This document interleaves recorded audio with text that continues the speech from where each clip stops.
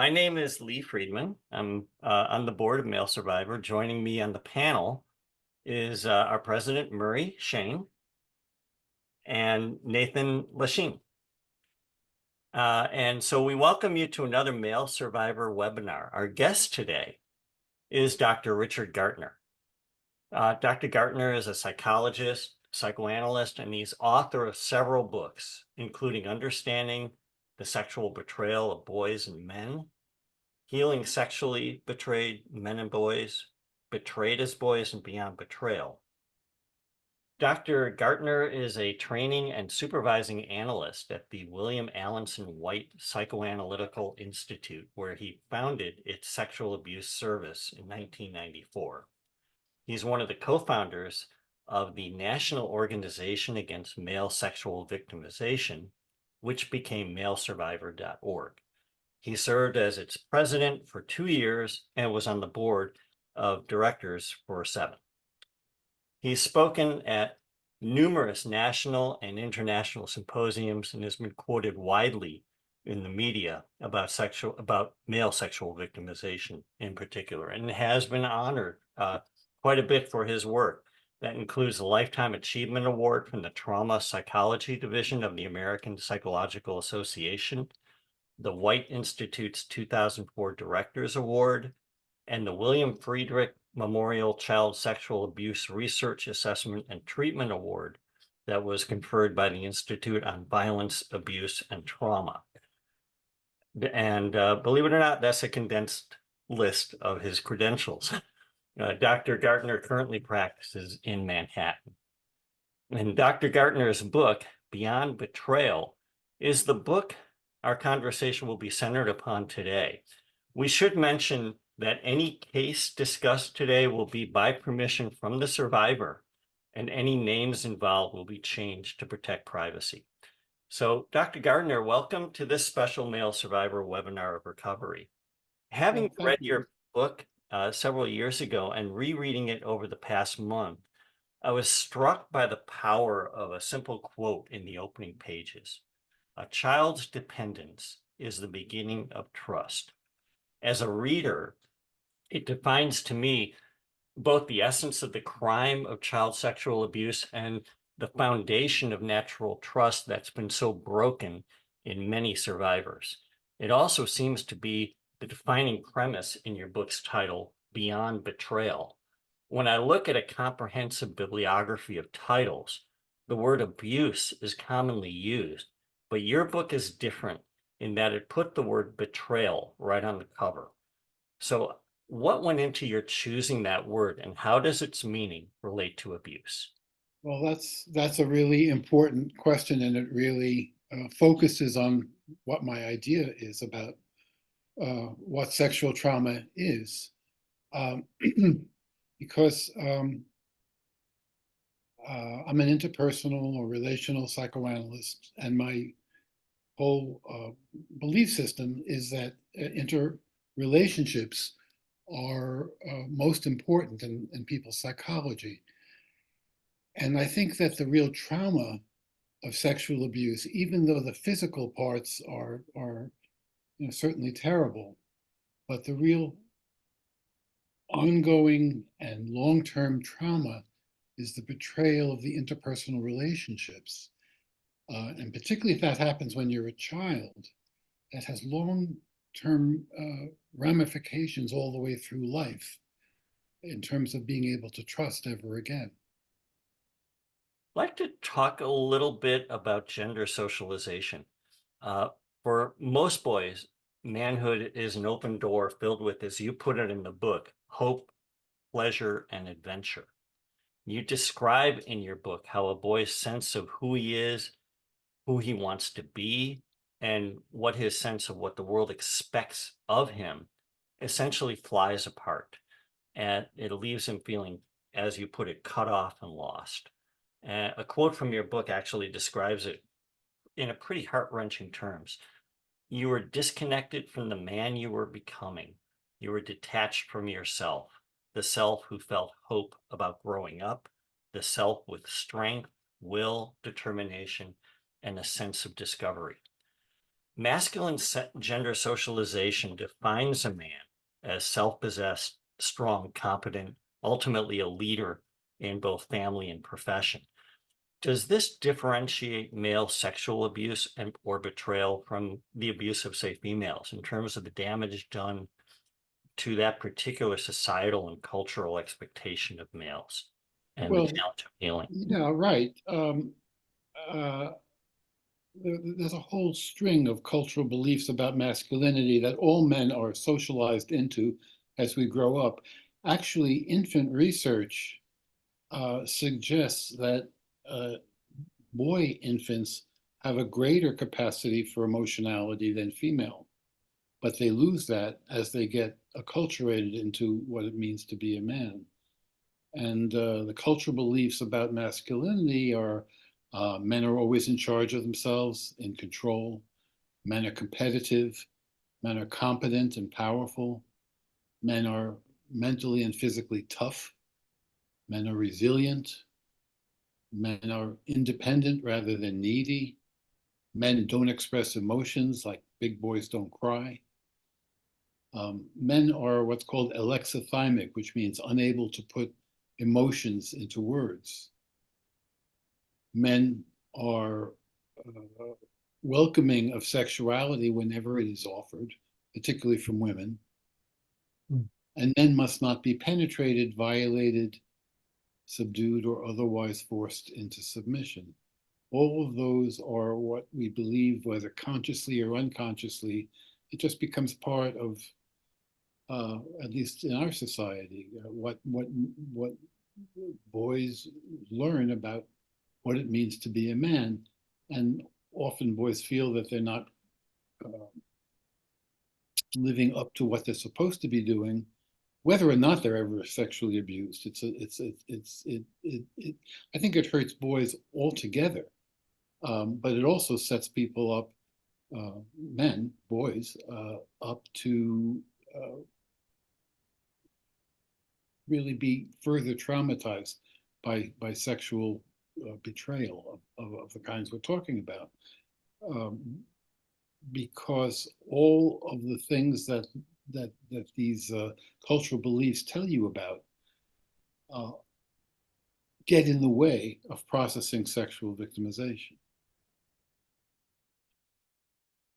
So if you saw the cultural norms shift more toward being open, that would make it a little easier for victims to come forward and maybe deal with this? I think so. I think the more boys and men feel comfortable putting their emotions into words. There's a wonderful, I mean, sort of terrible, but wonderful cartoon in the New Yorker that I sometimes use when I'm giving lectures on this, in which there's a caveman watching television. And on the screen it says, "Warning, this program contains language." And the joke there is that men don't know how to use language. Um, Now, that's not altogether true, obviously, but it's a kind of a cultural expectation. And many men, in fact, don't know how to talk about their feelings. So that's one, sure. Certainly, uh, many of them didn't had even less language to define it when they were children, when it was happening. Well, all of us have less language when we're children. We don't really know how to put any of this into language. We don't know. We certainly don't know how to put the language of betrayal. We don't know how to use that language of betrayal, but we feel it. Mm. And the fact that we can't talk about it, but we feel it, uh, can be devastating. Mm. I would, by the way, I wanted to mention, for people who are here and for maybe the people who can't make it, that this is being recorded and this will be posted to our website, which is webinarofrecovery.org. And usually takes about maybe about 10 days or so, give or take a few days, to get these posted, but it definitely will be up on the website. Um, I wanted to ask you about sexual orientation and same-sex abuse. Let Uh, me, let me, before we get on to that, I want to say something more about the myths about sexual victimization of boys and men. Um, and because having heard what these cultural beliefs are, I think you'll see how the myths and the cultural beliefs interact with one another to make life really difficult for boys and men who've been sexually abused. So these myths are things like men cannot be sexually abused. When I first began talking about this, even to professional audiences, many people just didn't realize or even believe that sexual that, that, that men and boys were sexually victimized, or if they were, that it mattered as much to them as to women. Um, so, uh, so one of the myths is that men can't be sexually abused. Another is that women do not abuse sexually, Hmm. or sexual abuse is always overt, or only sissies and weaklings allow abuse, or children should be able to say no to abuse if violence isn't used, and if they don't, they must have wanted the abuse to occur. Um, then there's the one that's really important, which is if a boy feels sexual arousal, he is an equal participant in the abuse. But of course, adolescent boys in particular, but even pre-adolescent boys or prepubescent boys, um, are easily aroused if they're touched the right way. And it's very confusing if you know that there's a certain feeling of pleasure, and you also know that there are all these other feelings of disgust or fear or whatever the feelings may come from being violated that way.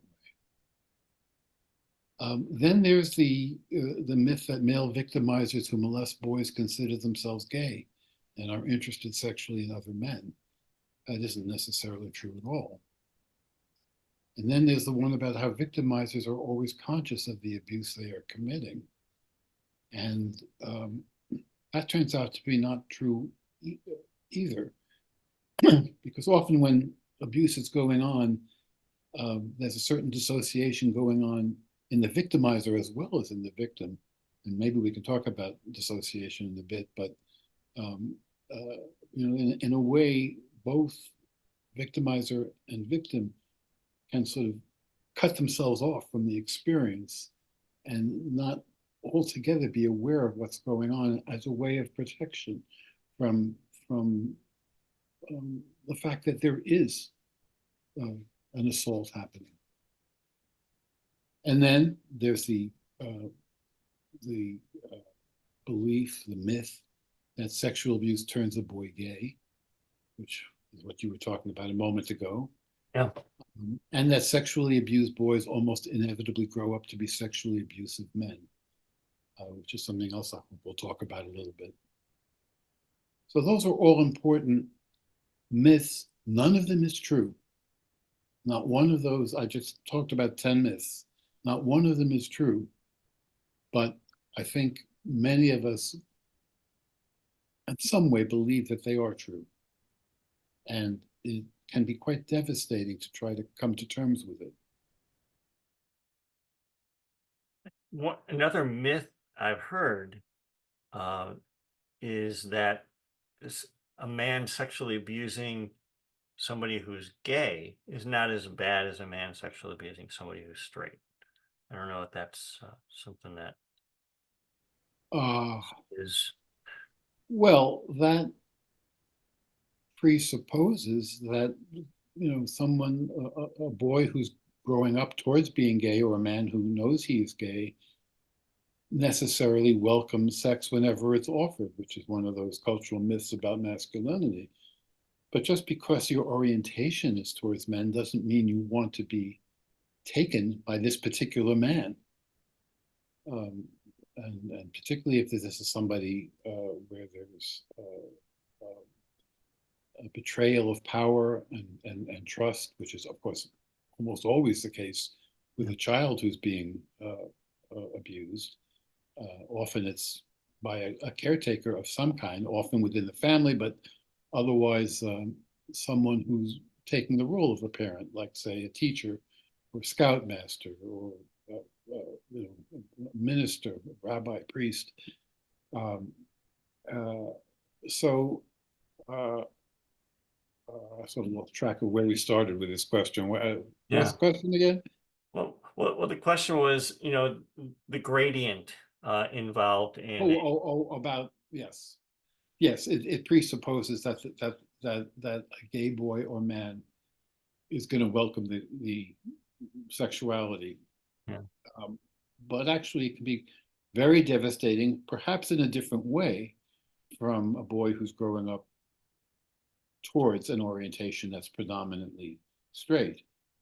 Devastating to both, with different aspects being more prominent. I mean, any boy is going to ask, why was I chosen as a victim? Mhm. And uh, they're going to ask things like, does he know something about me that I don't know about myself? That's more likely to come from a boy who is growing up towards. I'm going to use the term straight boy, even though Yeah. we know that there are so many gradations of sexuality. I'm going to talk about straight boys and gay boys just for ease of expression here. So please forgive me about that. No. Uh, but a straight boy is going to wonder if this guy knows something about him that he didn't know about himself. A gay boy is likely to wonder, was my interest in men so obvious? And if he's not ready to proclaim it to the world, or even to himself, perhaps, he may not have that language either, even to himself, then he's going to get very confused and perhaps frightened about what this all means, and maybe hurried prematurely into defining himself as gay when he's really not ready for that, Mm. say at age 9. Yeah. Yeah. So it sounds like the potential for the abuse of trust is very different than the sexual orientation of the abuser and the abusee, and Correct. whether it's same sex or not, but is still the potential for that violation of trust Right, is equal, perhaps. right. Yeah. Okay. I wanted to talk a little bit more about sexual orientation and same-sex abuse. It's a question that we often see on the boards of the Male Survivor Forum. Uh, Very often a variation of that question. Did the abuse make me gay? And many people struggle with the issue, and it seems almost hopelessly unresolvable. It's almost like which came first, chicken or the egg? Was I gay before the abuse, or did the abuse make me gay? I was listening to Charles Blow, who is a columnist for the New York Times, and he's also a sex abuse survivor as well. And he was being interviewed on NPR's Fresh Air, and I found his answer interesting. And I'm wondering maybe you could comment on it.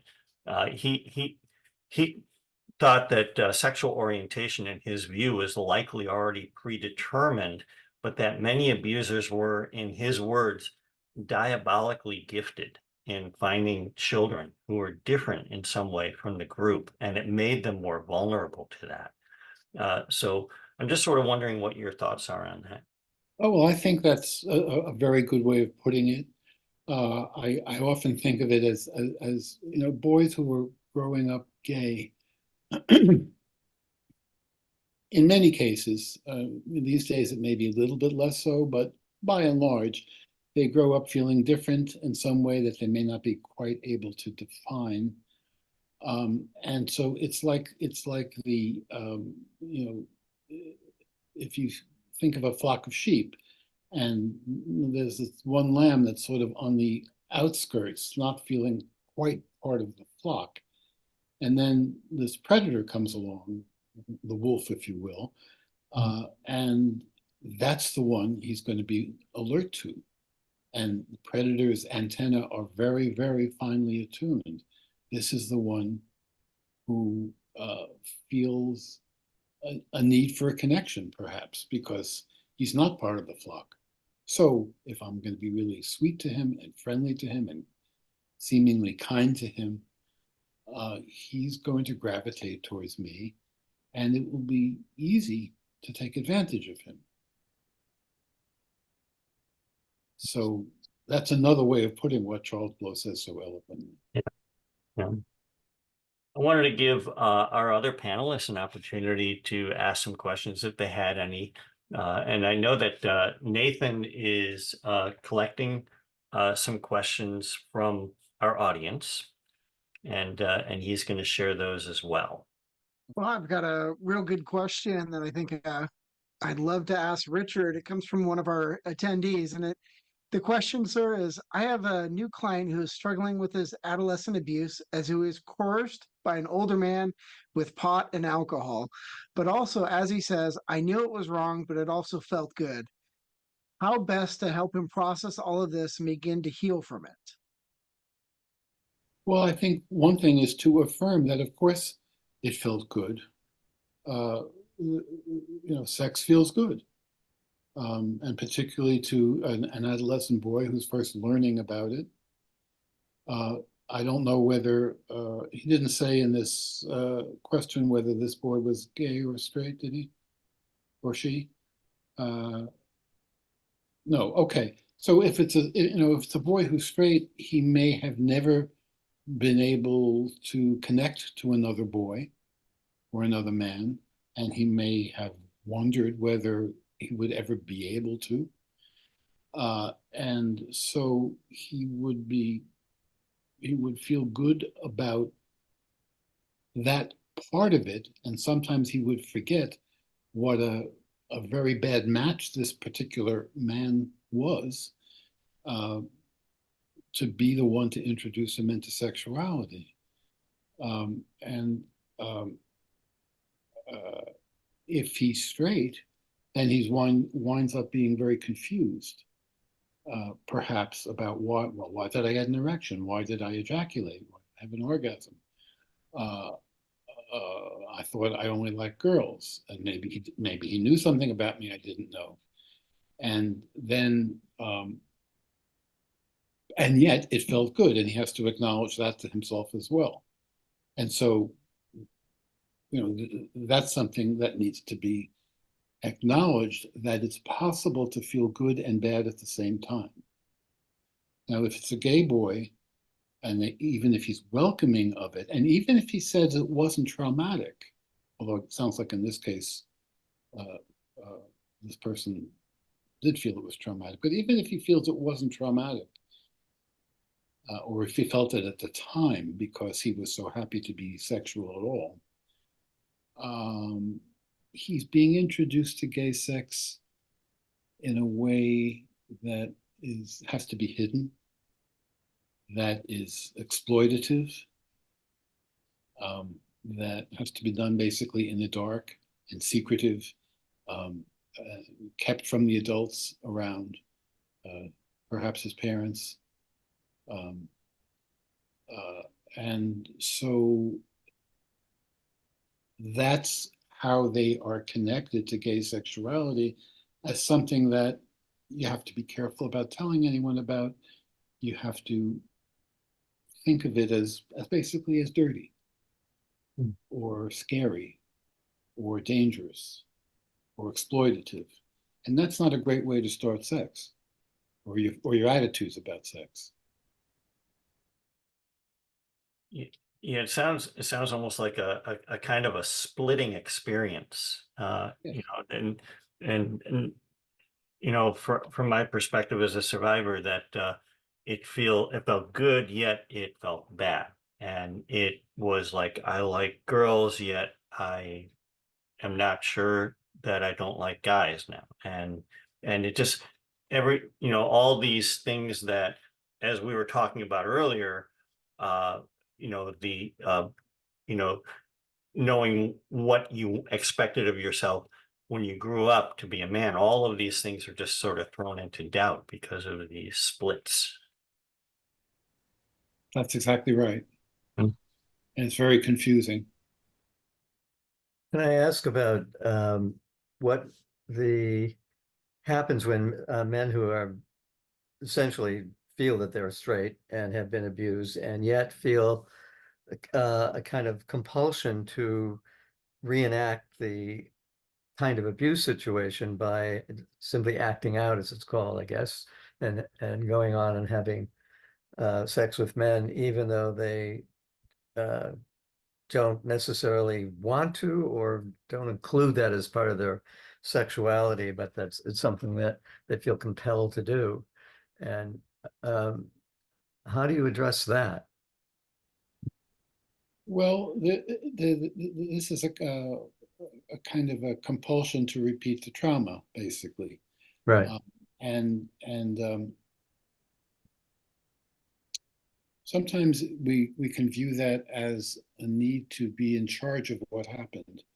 By repeating it, but being the one in charge of it happening, you get a momentary sense of power that you didn't have when the abuse happened at first. And also you repeat the sexual charge that you got the first time. Mm.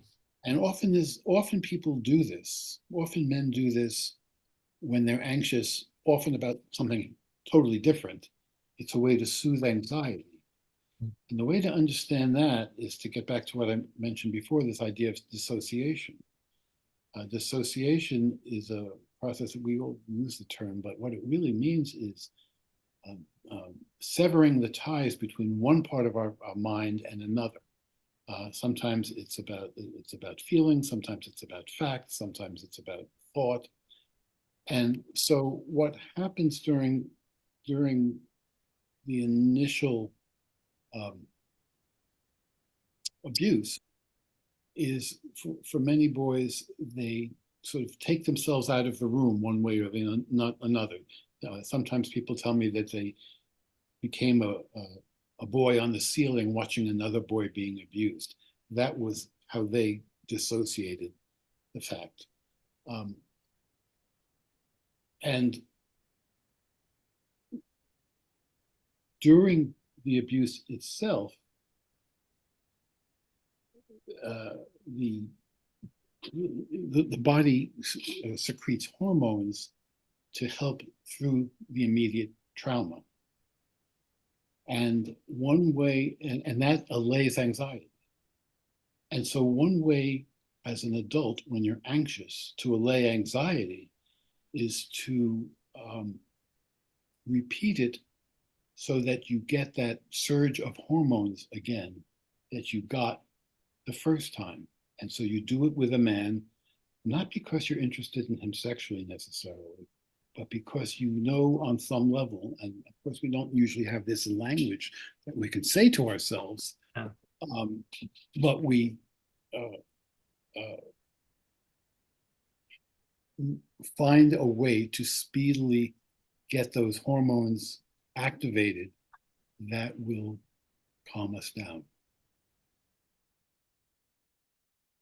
Yeah, Uh, you had mentioned that in the book. I found that very intriguing, that it almost sounds like a drug addiction, almost like you become a bit of a junkie to the abuse. It is like well, it is a drug addiction because there are hormones being Yeah. released again. It's a drug addiction of a different type than we think of. But drug addiction and alcohol addiction and spending addictions and workaholism, all of those are other forms of this same kind of compulsion that uh,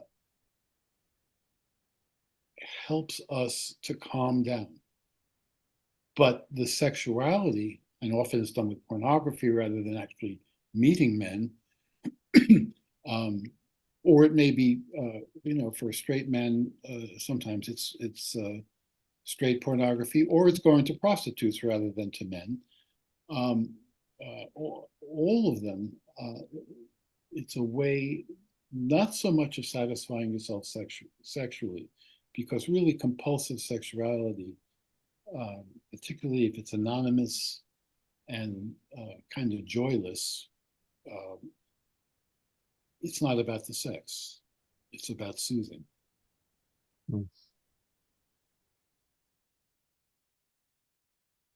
It's amazing. It ties into a I would call it a red hot topic on the male survivor forums, where people talk about same-sex attraction, or SSA, as it's often called, and and I must admit, I mean, like, my own thinking on this evolved having just read what in your book, what you had just described about this endogenous drug hormone effect, from from from putting yourself back in these very compromising situations that you would have thought would be traumatic.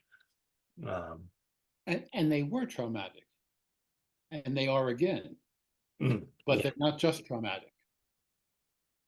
But go on, finish your yeah, thought. but the trauma allows the level of hormone to come up, um, and so there is a constant, almost like a disagreement sometimes among a lot of people, where uh,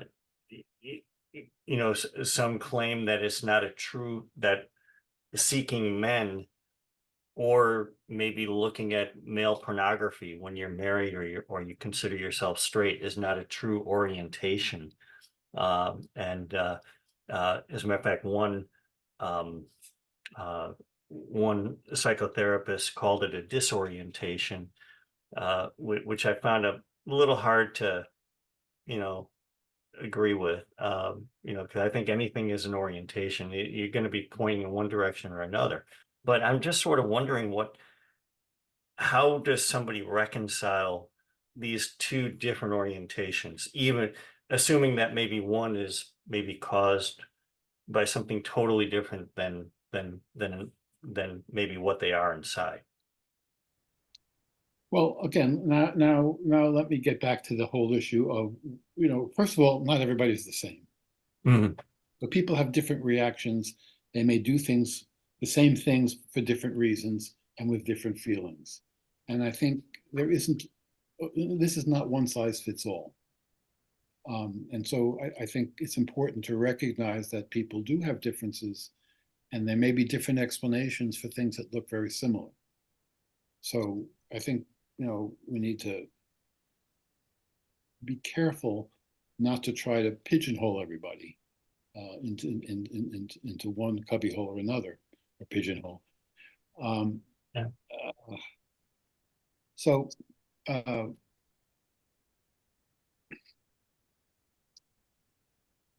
Also, uh, as part of that, I think there are people who are truly bisexual, but those don't seem to be the ones you're talking about, because you're talking about people, uh, men who are drawn to have sex with men but don't feel attracted to men. There's another group of men who are attracted to men, but perhaps more to women, or perhaps more to men.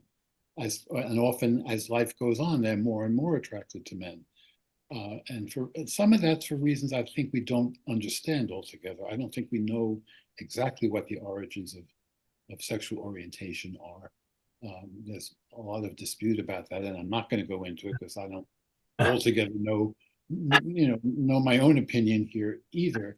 But I do believe that sexual abuse does not fundamentally change somebody's sexual orientation, but it does change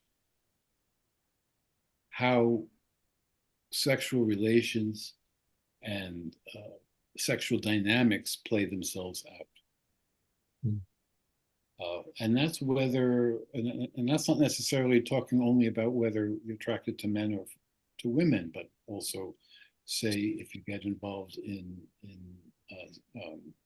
sex play that is always dominant in a particular way that in some way replicates what happened during the abuse. I think that's really worth thinking about. And sometimes you can't give that up because it excites you. But and I think I know the person you're talking about talked about this disorientation, disorienting sexuality. I think you're talking about Joe Court there. Yeah. He talks about how you can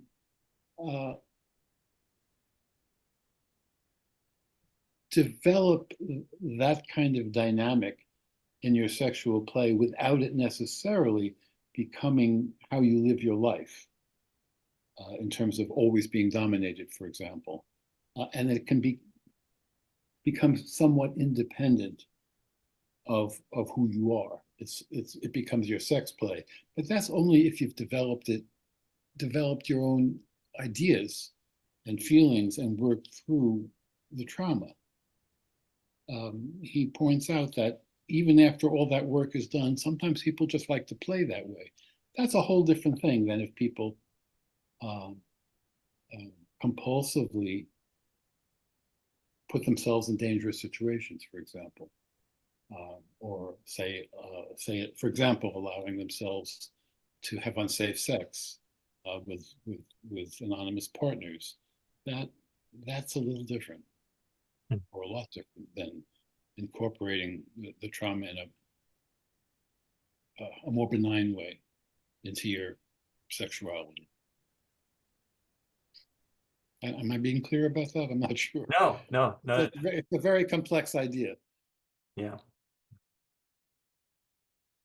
Can I add another question completely unrelated to this issue, which is often abuse occurs when there's a family and the grooming has taken place with the family before actually the abuse begins, because then the trust is so great, and the pressure to trust the person by the family, the parents, and whoever else, siblings, increases the ability to abuse this person, the child. And how does that, do you think that, what happens to, what kind of parents are more likely to be groomed, or is this simply a matter of the skill of the perpetrator to be able to select families that, like selecting the boy, that the family has some particular vulnerability that other families may not have? And how do you think this influences the outcome of the abuse when the child realizes that the parents, in a sense, were in on it indirectly or unwittingly? Well, there's a whole lot of stuff that you just opened up there, Murray. I don't know if I'll be able to address it all at once. If I leave something important out, remind me when I'm, Oh, sure. in a bit. Um, Grooming is a very important part of abuse in many cases. And grooming really leads the child and sometimes the family to believe that this is a person who could not possibly commit these kinds of crimes. A great and famous, notorious, I should say, example of this is Jerry Sandusky, who at Penn State, became a kind of he was practically worshipped in certain ways because he started this nonprofit for boys who were from disadvantaged homes, often without fathers, and it was a good it was a good organization from what I understand in many ways. A lot of boys did profit from it, but then he would go and pick out certain boys. I don't know exactly how he chose them, and nobody would believe that he could do this. He was an assistant coach at Penn State. He would shower these boys with tickets to Penn State games and to all kinds of memorabilia, and these were boys who really had no. Often they were disadvantaged, not just economically, but educationally. and they were being given a chance to be at Penn State University, which is a very, very big deal. And so even though there were whispers about him, people just wouldn't believe it. And say if a boy came from a family without a father, the mother was very glad that there was this good male figure that had entered their son's life, and it wasn't until much later, if ever, that it became clear that there was another story going on here. It really wasn't clear until he went on trial, but he'd been doing it for decades at that point. That was in 2012. He'd been reported and evaluated in the late 90s, and nothing had come of that. One man that I know was in a different kind of situation, in that there was a Catholic family, and there was someone involved in the church who somehow wormed his way into coming to dinner every Sunday. And this man was one of 6 brothers. And he was abused, and he didn't tell anyone. He thought that if he allowed himself to be abused, he would save his brothers from being abused. But in fact, 5 of the 6 were abused, not all by this man, but I think 3 by this man. And nobody could believe it, because it was just this nice, harmless, religious man who was doing it. And he had come to dinner for, I don't know how long, a year or more, before anything like this happened with any of the boys. So, talk about being diabolical, that's really diabolical. So that's the grooming situation. Were there other points I didn't get to there, Myra? No, I think that's pretty good coverage. I just wondered what happens with the parents when they've discovered they too have been betrayed. And we do have some parents I know on the forum who talk about that. But it's equally a trauma for the parents to discover that their son has been abused by someone they, in a sense, allowed into his life. Well, I think those are the healthiest parents that react that way. Some become very defensive and say, you must have wanted this. Or they'll say, you're lying. Or they'll say, don't talk that way about nice Mr. So-and-so. Or they'll say, you blame me, but I had nothing to do with it. I didn't know anything about it. Those parents are re-traumatizing their sons. The ones who feel guilty, and who honestly feel guilty, and who are in some way truly remorseful for having been taken in, really become the allies in healing, in a way that the parents who fight the whole story cannot. One of the issues that has come to attention, certainly mine, but many people's, is the enablers and bystanders in institutions where people like Nasser and I forgot, Anderson at University of Michigan, and schools and the Boy Scouts, that there's an interesting idea that that enablers, even though they may not have known exactly what was going on, but they had some sense that there was something fishy taking place, but they wouldn't do anything because the prominent allegiance to the organization was so great, and is so great, that it basically makes reporting or asking for an investigation would be like a betrayal of your attachment to the organization. So do you think there's any way to address this kind of issue in all these organizations that show up having supported abuse certainly the Catholic Church is one of the primary ones, just because they have particular relationship with boys and somewhat with girls, but certainly with boys. Well, there's such a thing as institutional dissociation. A guy named Bill Burmester, who, for all I know, is in the audience tonight, has written about this in one of my books. And it's the whole institution that doesn't want to see what's going on. And so it dissociates what it knows, and it minimizes it or it ignores it. And a lot of it has to do with not wanting the institution to be harmed by the fact that this is going on in it. And so it's hidden. And so whether it's a private school or it's a sports team, or it's the Boy Scouts, or it's the church, or it's a rabbinical seminary,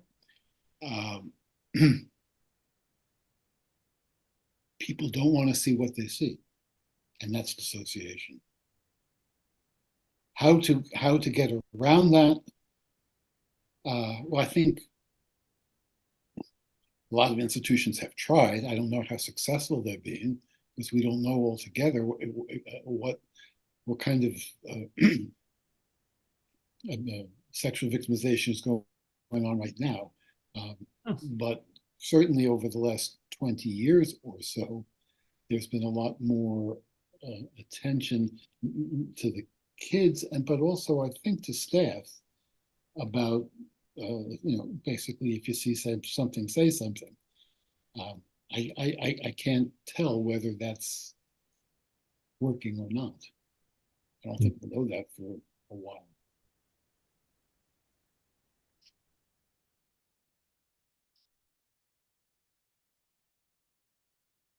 I wanted to ask about the it's something that I see in the on the website as well, in the forums, this so-called vampire syndrome, and um, the idea that once you're bitten, you go on to bite somebody else, and that somebody who is abused will have a greater likelihood of becoming an abuser, him or herself. Right. And I'm wondering, I'm sure you have something to say about that. Yeah. Well, that was one of the myths that I mentioned a little while ago, and it is a myth, but it's certainly believed by uh, the public at large. Let's say. Um, uh, if I had a blackboard here, if you think about the world of boys who have been abused, say it's like this big circle. And then you think about those who are abusers, it's a circle much smaller. And there is an overlap between those two circles. And so there are some, obviously, who are in both, who both abused and become abusers. But it's a small segment. By far, the great majority of boys who are abused do not go on to become abusers. Many of the abusers are serial abusers, and they may abuse hundreds of children, over their lifetime of abuse. Not always, but often enough, and that's why there are so many more abused boys than there are abusers.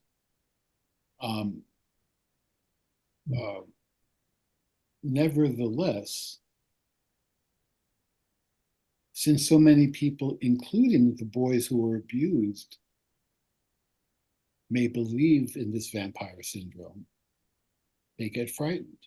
And even if they don't have any thoughts about harming a child, they may feel that maybe they're going to anyway.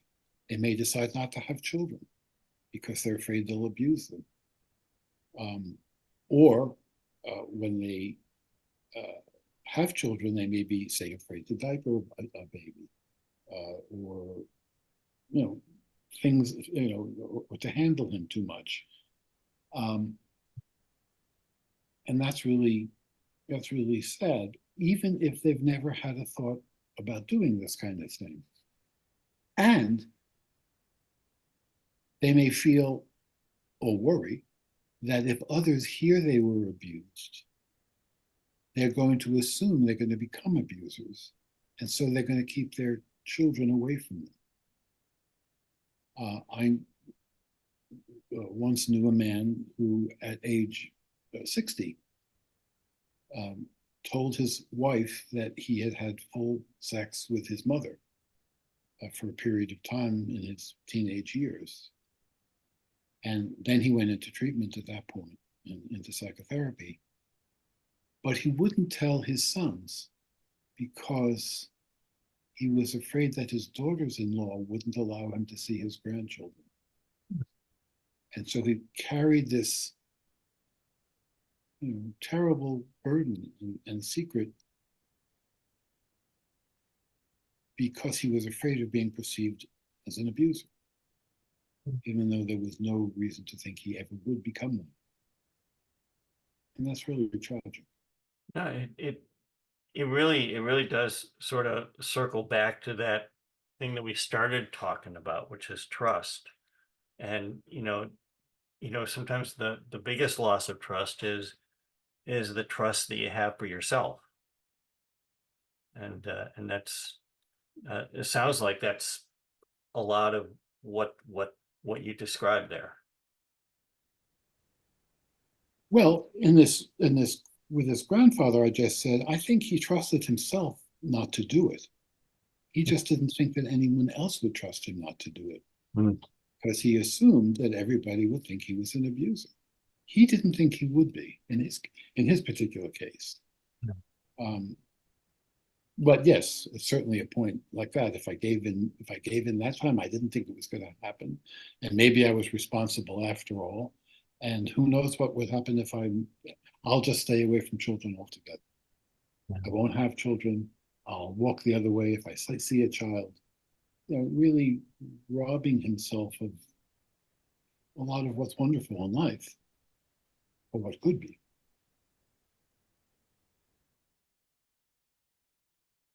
The idea of I'm going to just ask one more quick question here, and then I want to throw it over to Nathan, because I'm sure we have a few questions from our audience. But I just want to ask you real quick about the sex of sex abuse comes along with a couple of other words that begin with S, which is secrecy and shame. And I'm just wondering if it's possible to parse out what the most psychologically damaging aspect of child sex abuse is. Is it actually the sex itself, or the secrecy, or the shame? Is it always like a combination? I'm just sort of curious. Well, I mean, they all come together, so it's very hard to separate them out. But as I said in the beginning, I think the real trauma is from the betrayal. The inability in future relationships to trust that, say, a partnership can be collaborative rather than in some way one being up on the other. What was it? The sex, the shame, and secrecy. Secrecy. Yeah. I would say the secrecy and the shame are probably more damaging than the sex, depending on what the sex was, of course. Yeah. But the physical sex is not the main trauma. The aftermath is the trauma. The aftermath in terms of relationships and all that a boy goes through, particularly with the secrecy. One of the best outcomes, likely good outcomes for a boy, is if he discloses what happened fairly soon or contemporaneously with when it happened. That boy, especially if he's in a family where it's okay to talk about sex, or it's okay to talk about bad things, and he discloses to his parents, assuming the parents weren't the abusers, he is most likely to have a fairly relatively benevolent outcome than the one who holds on to it for 60 years.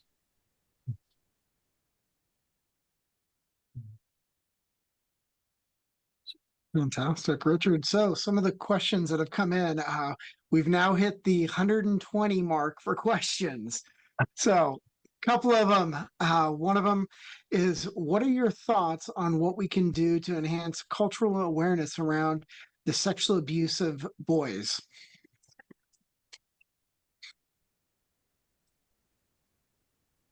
Well, that's what I've kind of devoted my whole career to.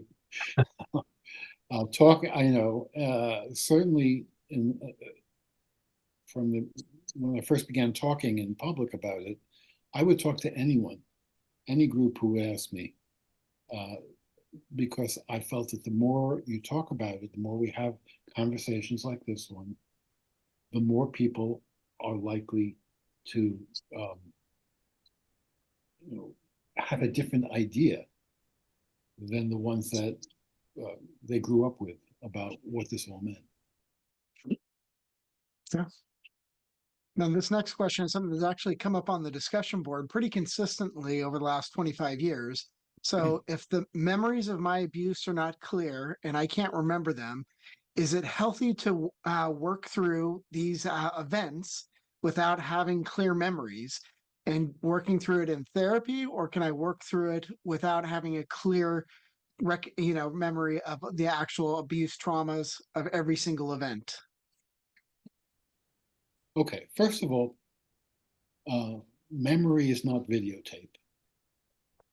And childhood memory especially is not videotape. None of our childhood memories are exactly the way a fly on the wall would have seen what was going on. I'm talking about even benevolent memories.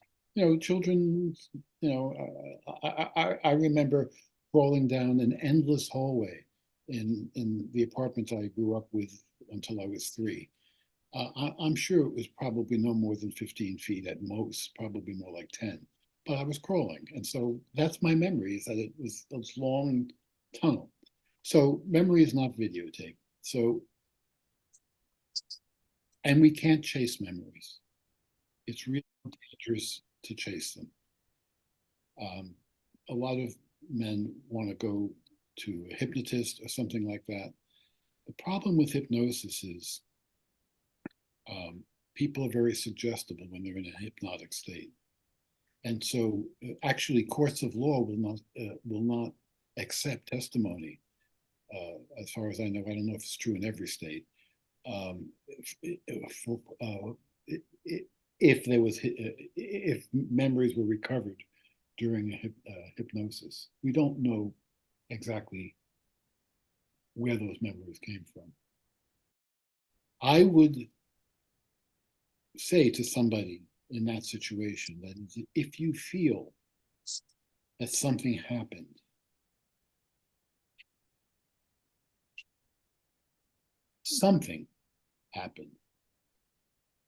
whether it was outright direct penetrating sexual abuse or even touching sexual abuse, or whether it was sexualized stories, which is much harder to, telling a child sexualized stories is a kind of a much more covert kind of a way of traumatizing a child about sex. It's not a chargeable crime, but it produces the trauma in the child, who may not remember anything happened because in a way nothing happened, but he may have grown up in a sexualized household, for example. And that's what you then need to talk about. And hopefully with a therapist, sometimes, in other ways through journaling, talking to one another in the discussion forum, for example. You don't have to remember specific events. What you have to remember is what the atmosphere was,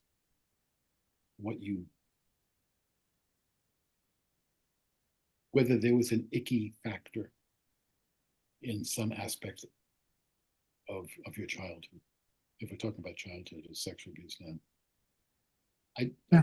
I don't think that adults who are sexually abused have that problem unless they were drugged and don't remember. That's a different story. Cool. Thank you very much.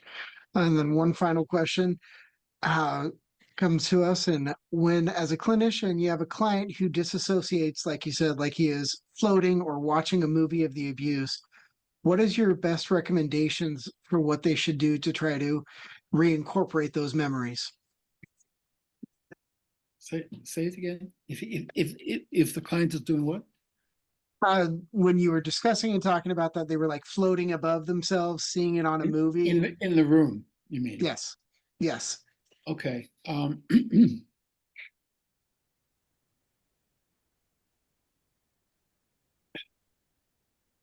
Well, it's important to help the person ground himself, to be there. It's also important not to press somebody to talk about traumatic material that they cannot handle.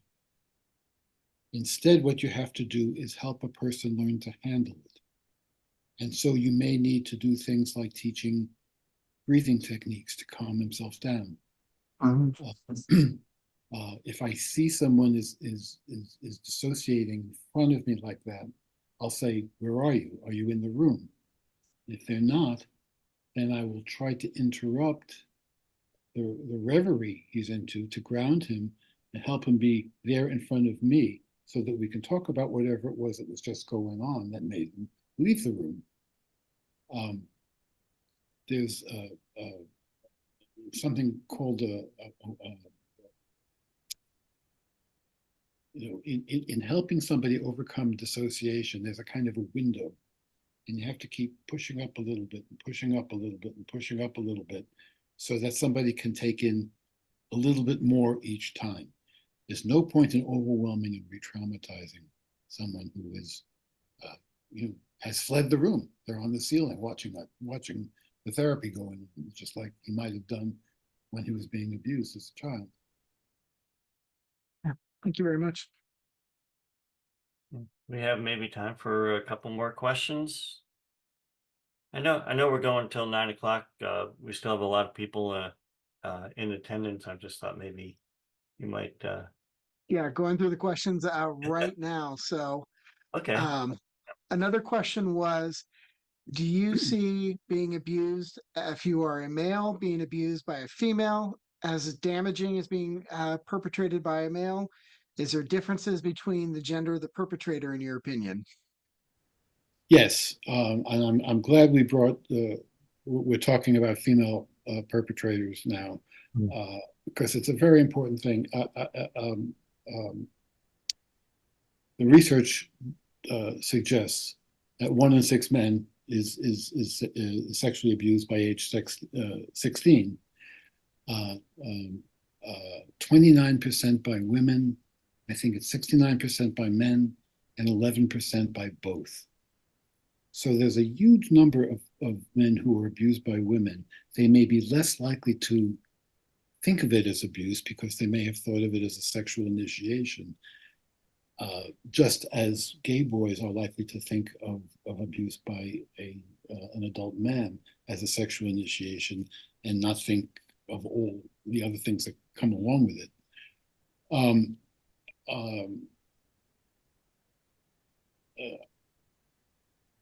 I think the most notorious story about a female abuser was Mary Kay Letourneau. You may remember her from the 1990s. She was a 35-year-old married woman, I believe, in, I guess, Washington State. I'm not sure actually where she was. She was a married school teacher with 4 children, and she abused this 12-year-old who was in her 6th grade class. He had also been in her 2nd grade class. She got pregnant. I say she got herself pregnant because we hardly even have language to talk about how a female perpetrator can do it. Usually we say a man got the woman pregnant. But in this case, it was a child. And so she got herself pregnant by using him, is the way I would say it. But the language is very complicated and awkward when we put it that way. Nevertheless, I say she got herself pregnant. She was put on trial. She was given, I think, 7.5 years. And she was she got out on parole within 7 months. I think it was 7 months, maybe 8 months. And she was supposed to be in treatment for sex offenders, take medication for bipolar disorder, and not see the boy. And within 2 weeks, they found them together. So she had violated that. She never went to the treatment. She didn't take the medication. And she was pregnant again. And they seemed like they were about to leave the state or maybe even the country. She went back to prison.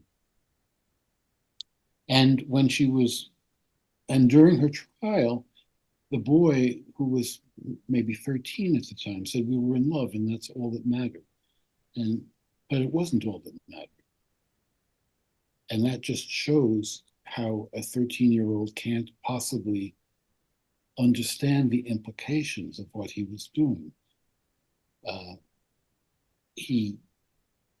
There were 2 children who were created by this situation. There were 4 children that she had, not to mention a husband, who were no doubt traumatized.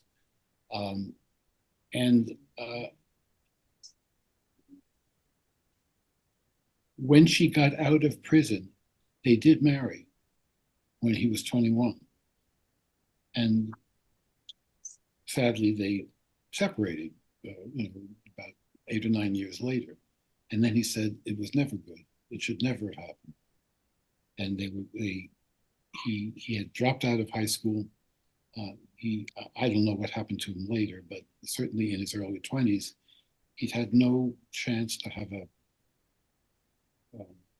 an adolescence in which he could learn to have relationships with girls. He had this woman instead, and he had these 2 babies that he was not equipped to handle.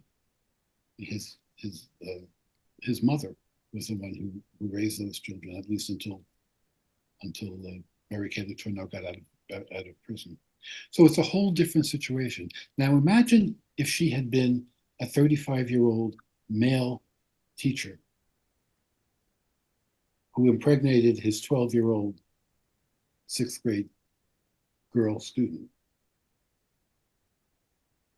He would never have gotten 7.5 years as his prison term, and he certainly wouldn't have gotten out on parole in 7 months.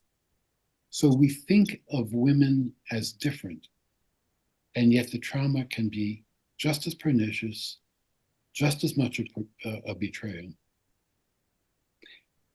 And by the way, women can abuse boys who are gay, and gay boys may, especially if they have some kind of sexual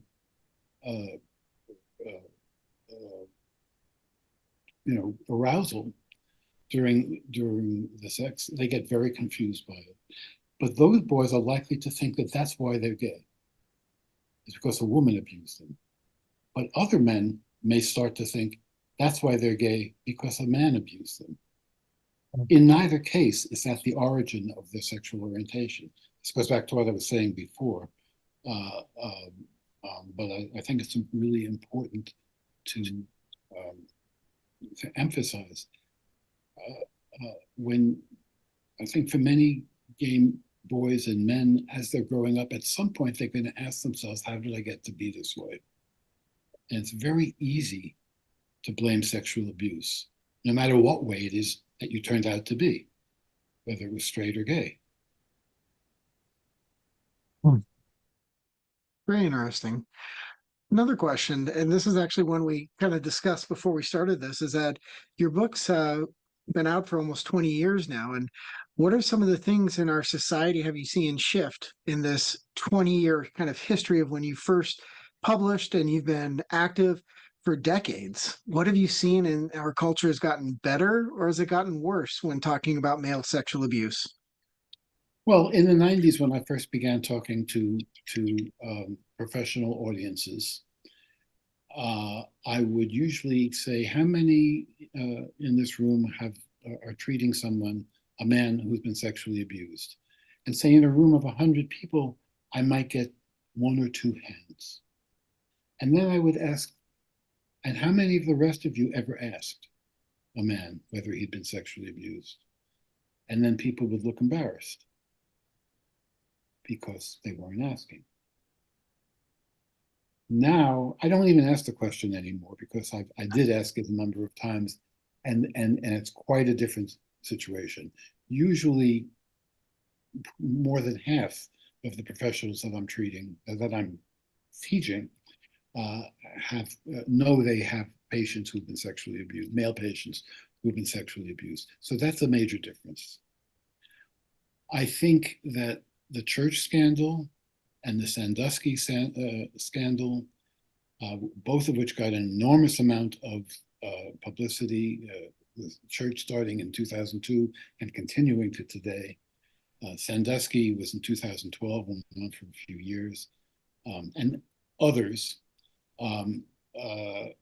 really brought the idea of male sexual victimization into the public discourse in a way that has never been before. None of the professionals I address these days don't think male sexual victimization doesn't happen. And that was the case when I was first talking about it in public. And so that's a big difference. I had another thought, but I lost it. So, okay, you'll have to deal with that one. That is perfect. Another question was, can you expand on how the exposure of pornography at young ages can be harmful and is used as a grooming tool? Well, I think that sentence says it all. Pornography is very interesting to children, and exciting and arousing, and young children are not capable of really processing what it means. They know they're excited or they're titillated or something like that, and so a skilled victimizer may start by showing a child pornography, and that's just a way, and then they may offer them, oh, would you like to taste some wine or whiskey or, or drugs for that matter, or take some weed, all of which makes him less likely to resist, and also all of which makes him feel like he's being more of a grown-up, which is very enticing to children. A special man, if the groomer has done his job properly. The special man is taking an interest in me. He knows that I'm really a grown-up, and so that leads straight to more overt sex. Yeah. Another interesting question we see is that we do have forms specifically for male victims that were victimized as adults. One of our attendees is asking, what have you seen the differences between being abused as a child under the age of 18 versus being abused as an adult above the age of 18? Is it more detrimental as a child? Is there commonalities in those impacts of that trauma? Well, first of all, I would warn against comparing traumas. If you were traumatized, you were traumatized. I do think that, for example, a child who was trafficked, starting at age 8, is going to likely have, a much more severe reaction in terms of his whole ability to manage life than, say, a man who is um, a victim of date rape. But that doesn't mean the victim of date rape wasn't traumatized. He was.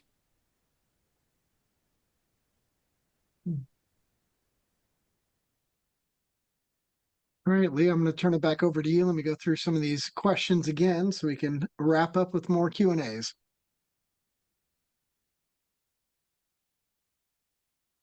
Well, I don't want to overstay here. I know, you've been very generous with your time, Dr. I'm Gartner. happy to be here. Yes, and just very informative. I just want to maybe mention something about the book. For me personally, it's been uh, pretty much my Bible of healing. It's it stands out in the way it speaks to the reader as you, and the author speaks as I. So there's a very personal feeling when you read the book. And a lot of the discussion that we had through this webinar really touches on a lot of details that are in the book that are certainly worth reading. One thing that really impressed me was what therapy is and what it means. I think some people see recovery as this moment where they're standing on a mountain, with their arms in the air, the sun's on them, and they're victorious. But really, I've found that that is really just a journey about looking at things. And a lot of the case stories in your book really end with more positive endings when you describe how the subject was able to see things finally that happened to him as a child and start to understand the behaviors and the issues that he's got, the way they relate to those formative moments. And just wanted to mention that there's a particular phrase in the book, and I'll just quote it here. It's the reward isn't one big prize at the end of your journey. The reward is a new way of experiencing and living life. The reward is loving the journey itself. And it seems to me like that's really what healing is about, and what healing through therapy is about. Would I have that correct? I couldn't have said it better myself. Yeah.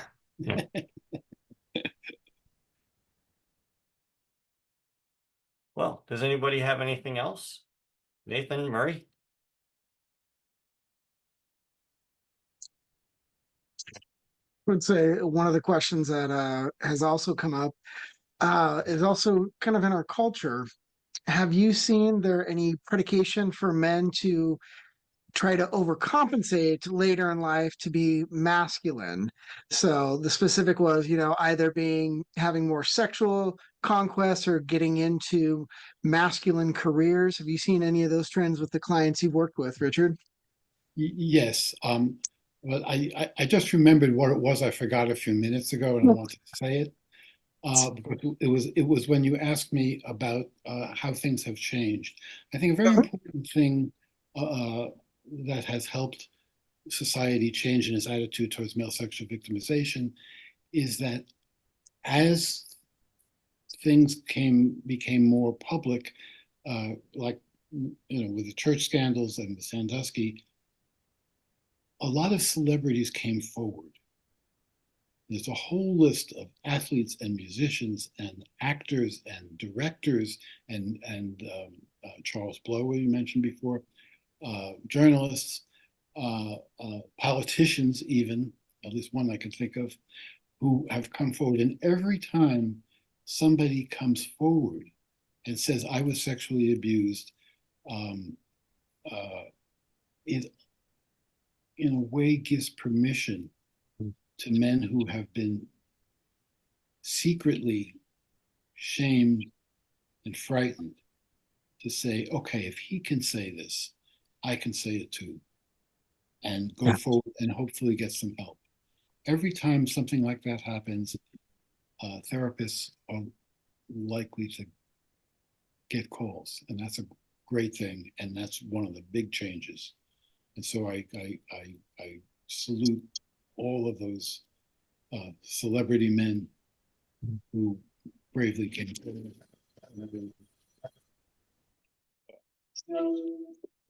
One of the biggest I salute them because they came forward and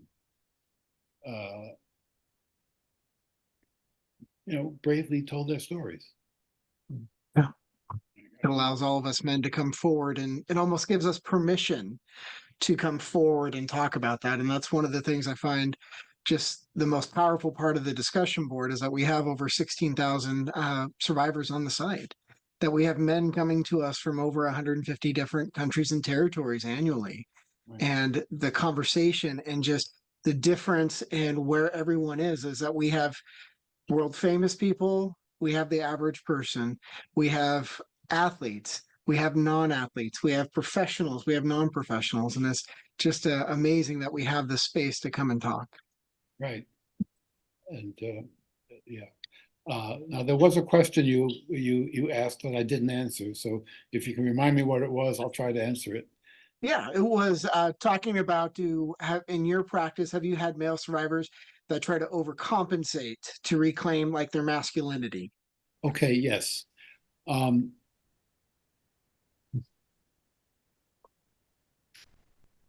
Let me go back a little bit. One of the good predictors for a decent outcome in adulthood is having had some sort of confidant as a child that you could talk to about important things. Whether or not you ever talk to that confidant about the sexual abuse. Usually it's an older person, usually it's male, but not always older, not always male. In fact, just somebody that you could trust. And I think that the importance there is that with the confidant, you learn to put your experience into language. And I think the people who do that, who learn to put their experience into language, are likely to become more self-reflective. The ones who don't are more likely to become reactive and to become hypermasculine as a way of compensating without really being able to think through what it was all about. Those guys are much more likely to wind up in prisons than in therapist's office. But in more moderate versions of it,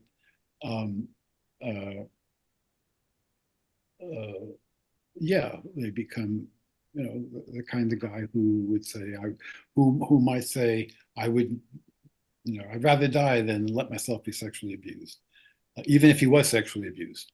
Mhm. That's so yes.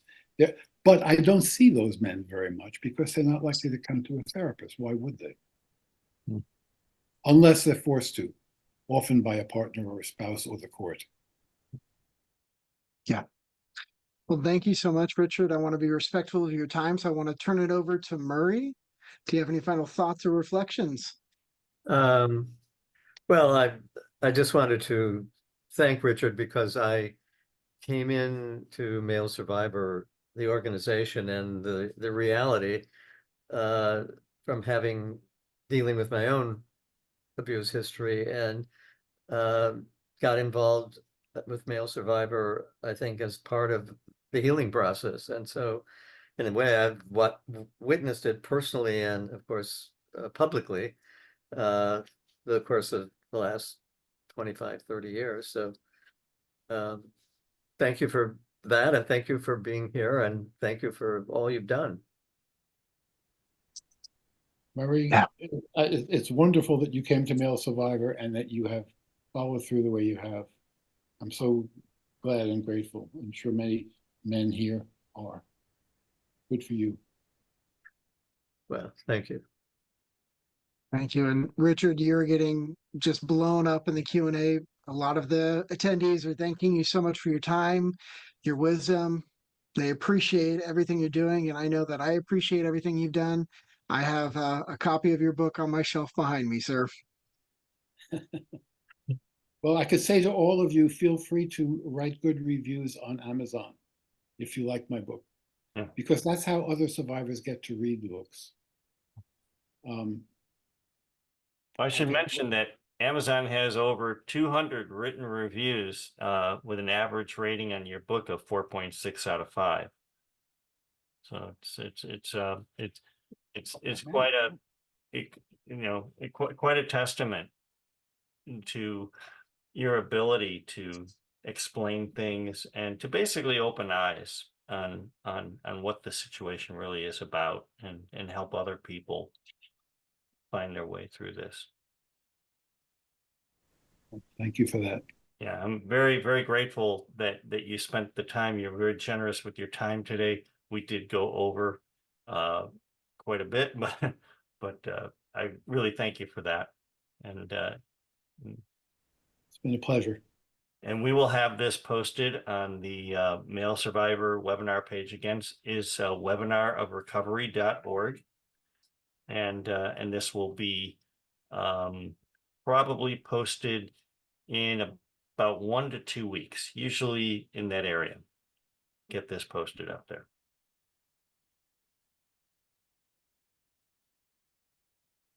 Okay, well, thank you.